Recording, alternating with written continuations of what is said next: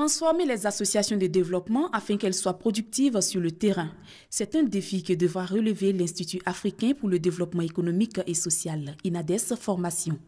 Pour trouver réponse à cette problématique, un atelier de réflexion a été organisé sur le thème « Les associations de développement et l'engagement de leurs membres au service du bien commun en Afrique. Quel vécu et quels changements souhaités ?» Nous disons que nous voulons participer au développement de nos pays, de nos populations, mais quels sont les résultats concrets que nous obtenons et les impacts réels que nous produisons?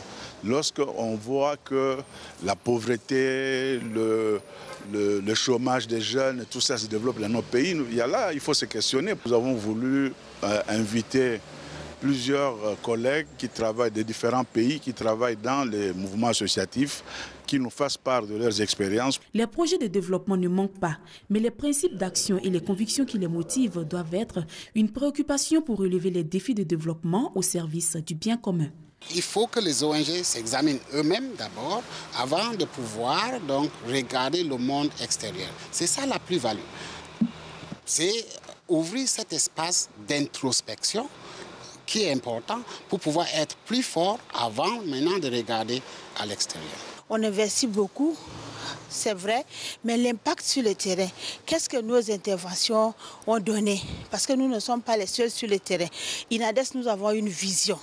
Nous travaillons aux côtés des paysans, nous les mettons au centre, c'est eux-mêmes qui développent et on vient en appui. Nous, on vous aide à pêcher le poisson, on ne vous donne pas le poisson. Pour présenter les différentes réalisations du réseau, une exposition dénommée Village du partage des expériences a été dressée. À la fin de l'atelier se tiendra la 15e Assemblée générale qui verra l'élection du nouveau président du conseil d'administration. Manger sain et naturel pour préserver sa santé, c'est l'objectif de la 5e édition du Salon ivoirien de l'alimentation et de la santé. Un événement qui invite les populations à changer leurs habitudes alimentaires qui sont très souvent cause de perturbations métaboliques. Une fois que la personne est informée et sensibilisée sur la qualité nutritionnelle de l'aliment qu'elle consomme, elle améliore mieux son alimentation. Le représentant du ministre de la Santé et de l'Hygiène publique salue l'initiative. Une initiative qui permet de découvrir des produits made in Côte d'Ivoire. Nous avons vu beaucoup de choses, beaucoup de bonnes choses, beaucoup de bonnes initiatives. Le vrai problème, c'est que ces fruits de recherche ne soient pas connus du grand public. Occasion pour les exposants de valoriser leurs produits qui contribuent à maintenir la santé selon eux. Les vertus de l'alcool Magica Z, c'est quoi? Dès que vous avez ce produit et quelqu'un est brûlé tout de suite avec de l'eau chaude, de l'huile chaude, acide, gaz, essence, courant, on imbibe rapidement du coton ou de la bande compresse, on dépose partout. Il suffit d'attendre 30 minutes, vous enlevez tout le coton ou la bande compresse, la peau est intacte comme ça, il n'y a aucune plaie. Le magnésium que nous proposons est extrait des roches. Donc c'est un produit qui est en provenance de la France et du Japon, là où nous avons en Iscario une espérance de vie de plus de 100 ans. Ce salon ivoirien de l'alimentation et de la santé a pour thème alimentation et beauté. Des professeurs, des médecins, des spécialistes et diététiciens ont entretenu les participants pendant 3 jours. Nicolas Sarkozy l'avait traité de simple collaborateur. C'est pourtant bien son ancien Premier ministre, 62 ans, qui est le grand favori de la primaire de droite, fort de ses 44% des voix au premier tour. Et même s'il est féru de course automobile, François Fillon n'est pas du genre à s'enflammer. Je demande à tous et à toutes une mobilisation sans faille. Personne ne doit avoir la grosse tête. Personne ne doit penser que la victoire est sur les rails. Plusieurs fois ministre avant d'accéder à Matignon en 2007, il est pourtant resté longtemps dans l'ombre d'un Philippe Séguin ou d'un Nicolas Sarkozy, mais il s'est émancipé. Pour la présidentielle, il a décidé de frapper fort en promettant un programme économique qu'il qualifie lui-même de radical. Si on ne peut rien faire pour éviter la faillite, alors mieux vaut rester chez soi. Au menu, suppression de 500 000 fonctionnaires, 100 milliards d'euros d'économie, la fin des 35 heures, la hausse de la TVA ou encore le recul de l'âge de la retraite. François a un projet extrêmement réformateur et pas conservateur comme j'ai pu le lire ici ou là, très réformateur. C'est ce dont le pays a besoin. Il a besoin de réformes profondes. Pour son rival Alain Juppé, c'est un programme brutal et largement inapplicable. François Fillon, catholique assumé, père de 5 enfants, est également hostile à l'adoption par les couples de même sexe et à l'avortement, même s'il assure qu'il ne remettra pas en cause la loi Veil. Ces positions lui assurent le vote catholique et le soutien d'une partie de l'extrême droite, mais lui valent aussi les foudres de la gauche et du maire de Bordeaux, qui se veut plus centriste. Sa proximité avec le leader russe Vladimir Poutine lui vaut aussi des critiques virulentes.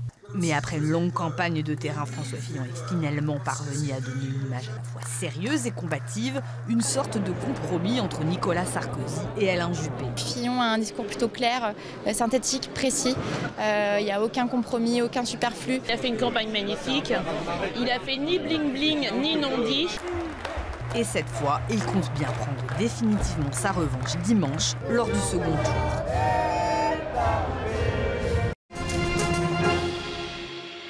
J'ai décidé de continuer le combat. En se présentant à la primaire de droite, il ne s'attendait sans doute pas à devoir prononcer ces mots. Devancé de près de 16 points par François Fillon au premier tour, Alain Juppé est passé du statut de grand favori à celui de challenger. Pourtant, en 40 ans de carrière politique, à part l'Élysée, il a quasiment tout connu, chef de parti, maire de Bordeaux, plusieurs fois ministre et même Premier ministre. Je trouve qu'Alain Juppé incarne l'autorité de l'État, il a l'expérience comme il était Premier ministre de Jacques Chirac de 1995 à 1997. De plus, il y a des propositions fortes pour lancer l'économie.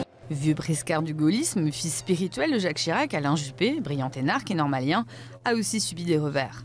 En 1995, alors qu'il est chef de gouvernement, il doit renoncer à la réforme des retraites après un long conflit social. Sourd aux pressions de la rue pendant des semaines, il donne alors l'image d'un homme froid et distant, voire arrogant. L'expression droit dans ses bottes s'applique bien, quoi. Voilà, mais il faut des hommes comme ça aussi dans la vie politique. C'est pas toujours facile. À la tête du RPR pendant près de 10 ans, son passé le rattrape en 1999 avec sa mise en examen dans l'affaire des emplois fictifs de la mairie de Paris. En 2004, il est condamné à de la prison avec sursis et à 1 an d'inéligibilité. C'est alors la traversée du désert pour celui qui a toujours cru en sa brillante destinée. Alors qu'il est donné pour mort politiquement, il est réélu à Bordeaux en 2006.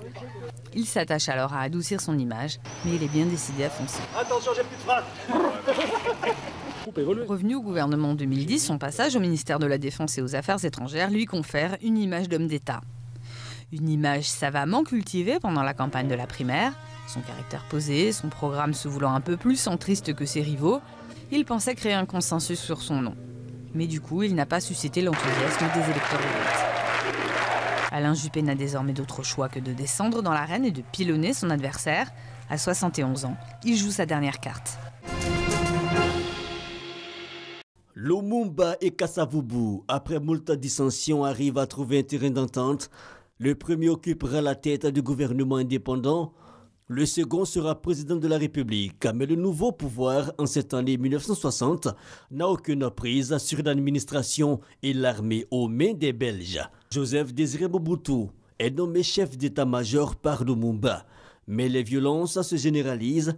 Les Européens dépêchent des troupes pour la protection de leurs ressortissants. Le 11 juillet, Moïse Tshombe proclame l'indépendance de la riche région du Katanga. Il propose à la Belgique la formation d'une communauté économique entre les deux pays. Kalonji suivra la même logique que Tshombe au Kasaï, autre grande région. Entre-temps, Lumumba, qui avait rompu toute relation diplomatique avec Bruxelles, fait appel aux Nations Unies pour réduire la sécession du Katanga entre Lumumba et Kasavubu. Entre-temps, le torchon brûle. Ce dernier acculé Nomba Mobutu, commandant en chef de l'armée. Ça a été votre homme de confiance quand même, Mobutu, non? Oui, ça a été un homme de confiance. Mobutu, il était mon secrétaire attaché au bureau de Bruxelles. Au moment de la formation du gouvernement, je l'ai fait venir ici. Je lui ai confié un poste important dans le gouvernement, secrétaire d'État à la présidence. Personnellement, je ne comprends pas son acte. Un 24 septembre, Mobutu mènera plusieurs actions. Il commence par traquer Lumumba, son ex-bienfaiteur qui l'arrête et livre à Tshombe, qui le fera tuer le 17 janvier 1961. Pendant les années suivantes, une série de gouvernements se succèdent, mais la rébellion katangaise s'enracine. Mobutu entre en scène Le 24 novembre 1965, il prend le pouvoir et le gère d'une main de fer jusqu'à son renversement par Laurent Désiré Kabila le 17 mai 1997.